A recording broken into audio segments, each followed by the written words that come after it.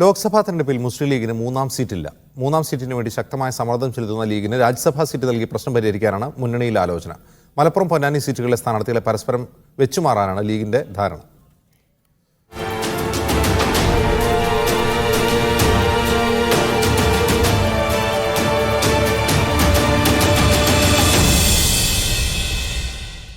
പതിവിൽ നിന്ന് വ്യത്യസ്തമായി മൂന്നാം ലോക്സഭാ സീറ്റിനായി ശക്തമായ ആവശ്യമാണ് ലീഗ് ഇത്തവണ UDF ഉന്നയിച്ചത്. എന്നാൽ ഇത്തവണയും അധിക സീറ്റ് നൽകാൻ കഴിയില്ലെന്ന് കോൺഗ്രസ് നേതാക്കൾ ലീഗ് നേതാക്കളെ അറിയിച്ചു.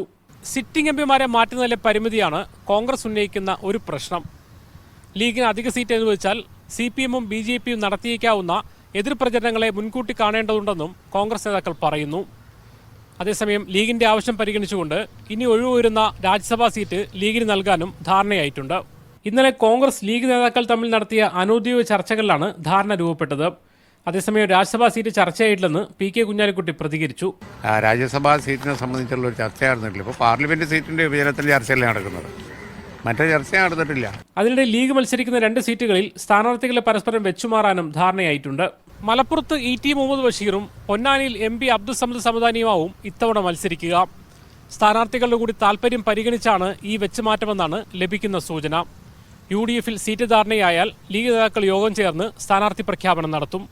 മുഹമ്മദ് അസ്ലം, മീഡിയ 1, കോഴിക്കോട്.